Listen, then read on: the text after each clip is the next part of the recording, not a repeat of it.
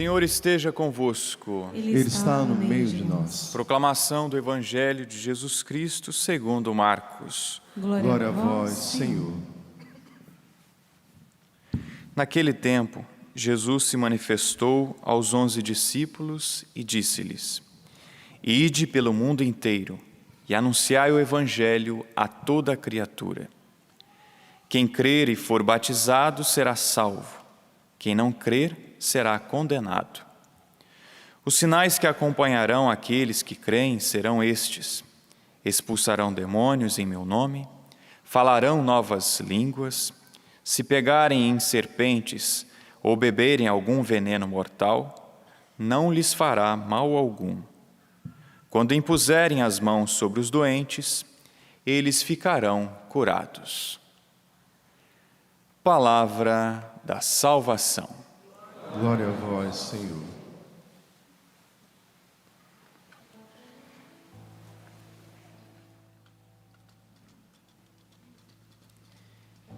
Ide por todo o mundo, a todos pregai o Evangelho. Marcos 16, 15. O Evangelho que representa a vida de São Paulo. Nós temos 4 evangelhos: Mateus, Marcos, Lucas e João. Porém, a vida de São Paulo também é um evangelho. Evangelho de Jesus Cristo segundo São Paulo. Essa vida que fala. Especialmente no Brasil, mas outros lugares no mundo, encontramos pessoas que são analfabetas, que não sabem ler. Mas o Evangelho que se escreve com a vida, esse todos podem ver. Não precisa de alfabetização para conseguir ler o Evangelho na vida de alguém que vive Jesus Cristo. Quando se ama, quando se perdoa, quando se tem fé, nos momentos mais difíceis, quando se louva, quando se confessa: Jesus Cristo é o meu Senhor, com atos ou com palavras. O Evangelho vai sendo escrito pelo próprio Espírito Santo nas páginas da vida daquela pessoa, como foi de São Paulo. Por exemplo, São João Crisóstomo, ainda hoje no ofício das leituras, ele diz: uma só coisa amedrontava e fazia temer a Paulo. Sabe o que era?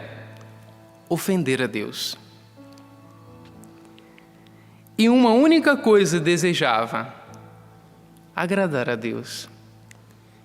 Em outras palavras, ele queria fazer a vontade de Deus. É difícil ver o Evangelho de Jesus Cristo escrito em nossas vidas quando eu só quero fazer a minha vontade ou a vontade do mundo. Qual o seu nome? João, Maria, Sandro, Sandra. Qual o seu nome? Será que poderíamos dizer assim: o Evangelho de Jesus Cristo segundo o seu nome, segundo a sua vida? Mas se for o Evangelho de Jesus Cristo, vai trazer salvação, como a vida de Paulo. E se for o Evangelho da tristeza, segundo, esse é o seu nome, ou o Evangelho da murmuração, ou o Evangelho do pecado, do mal, da raiva, da violência, segundo, daí você coloca o seu nome. Que Evangelho estamos nos tornando para o mundo? Estamos nos tornando para os outros. Porque a nossa missão é evangelizar. E o Padre Jonas diz que evangelizar é dar a vida que se vive. Que vida eu vivo? Se eu vivo a vida de Jesus, eu mostro, eu revelo Jesus. Santo Antão do Deserto dizia: os demônios não são corpos visíveis, mas nos tornamos os corpos deles quando aceitamos os seus pensamentos. Deixa eu dizer essa frase de uma forma diferente. Deus não é um corpo visível, mas nos tornamos o corpo dele quando aceitamos os seus pensamentos. É por isso que quando São Paulo vai perseguir os cristãos, Saulo, Jesus aparece para ele e diz: por que me persegues? Como assim? É porque você está perseguindo aqueles que estão na vontade de Deus. A igreja, o corpo de Cristo, continuado na história, o Evangelho de Cristo sendo anunciado aos quatro cantos, ainda hoje, desta terra. Que Evangelho, que vida eu devo ser, eu e você. E isso se percebe na vida que levamos.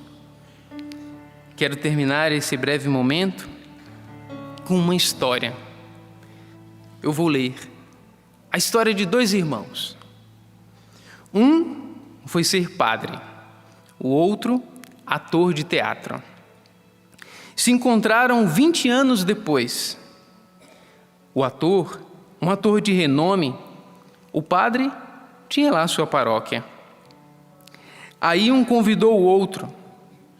Bem, falaram, agora eu estou aqui na sua cidade, disse o ator. Sexta-feira nós temos a apresentação da nossa peça. Você está convidado. E o padre disse, tudo bem.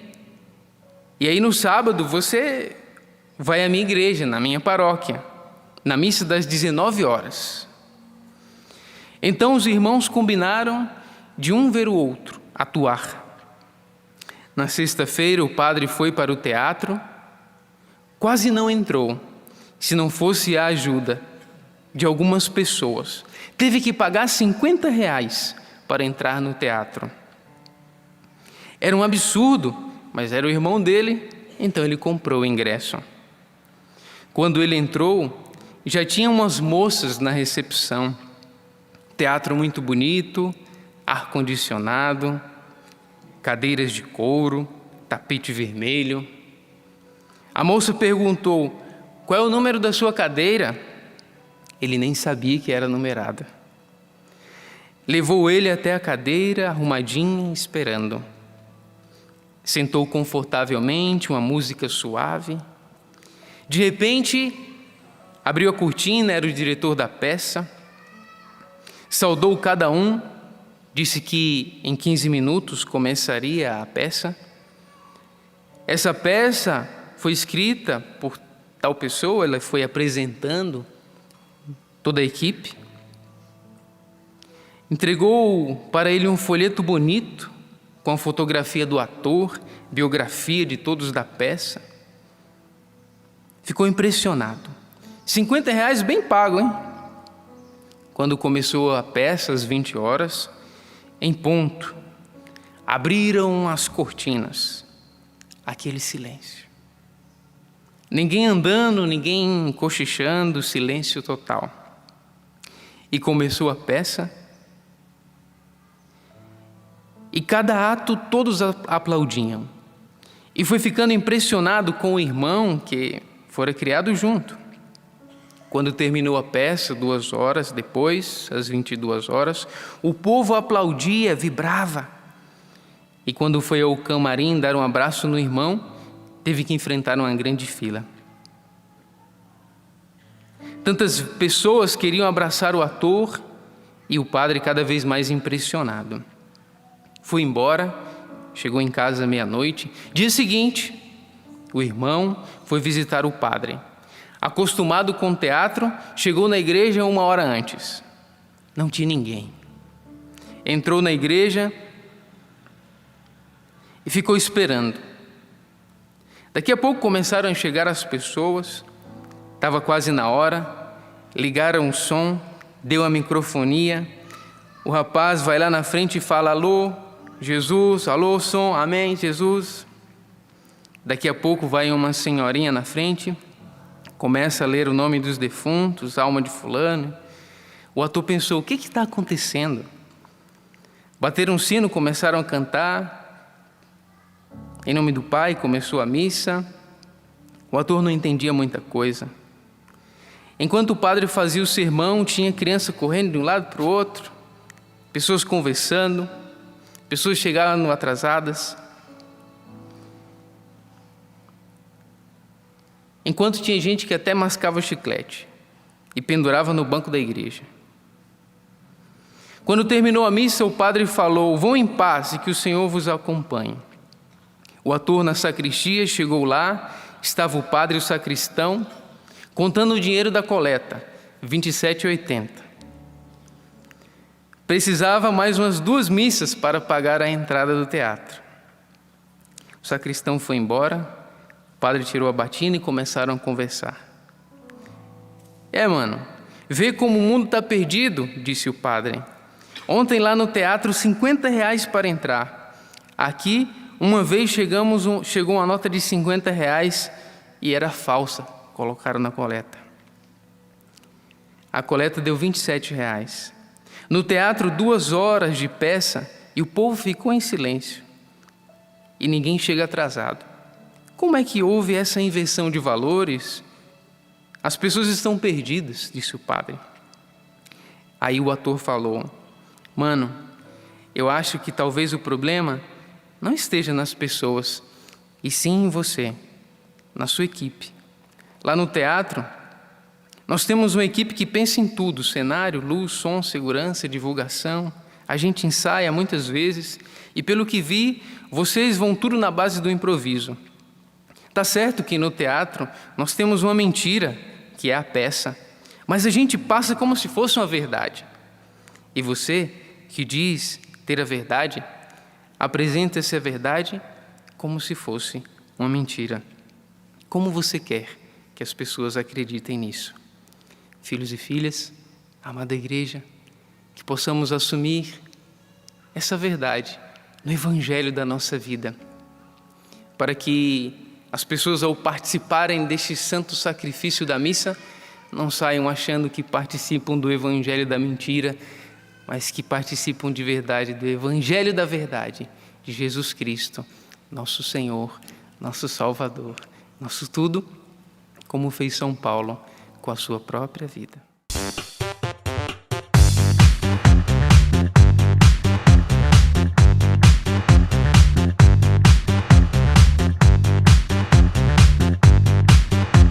cançãonovaplay.com. Assine já!